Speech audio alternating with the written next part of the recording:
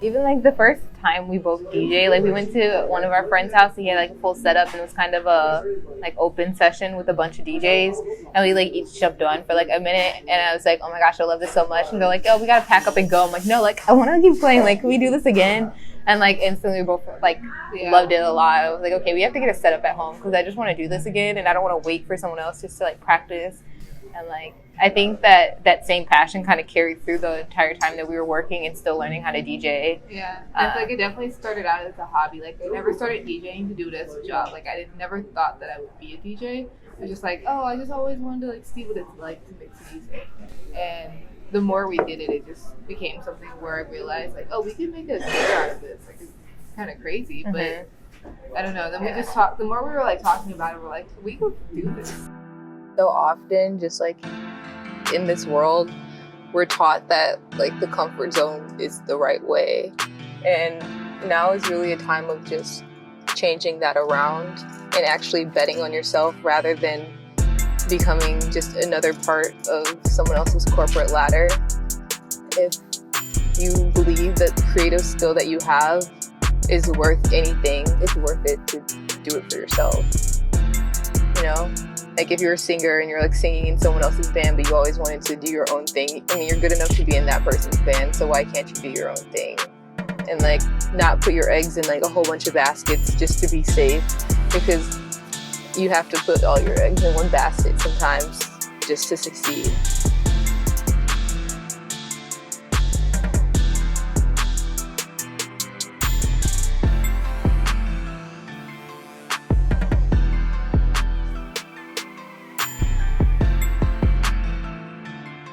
You obviously do because you're putting it towards someone else sometimes, like doing your creative work for a corporate company.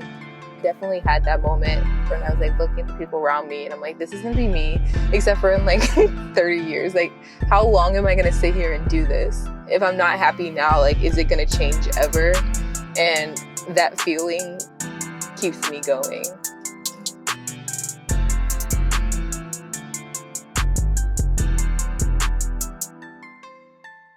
Think about how you want to live the rest of your life.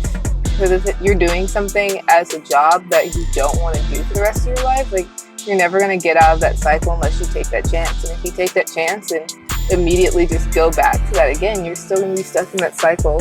Trust the process and trust that you're in the right space and like you're in where you should be. Because so many times I can think maybe it's not exactly where I want to be, but if I think about that moment and think how it might be teaching me a lesson, I might get exposure to the right people. I know I'm in the right place. And you just have to know that for yourself. Like anything that you are doing, you're doing it for a reason. And even though you can't see where the end goal exactly might be yet, going through these steps is going to get you there. Failing is going to get you there. Meeting the right and the wrong people is going to get you there. Like everything is in its divine place and you just have to trust that.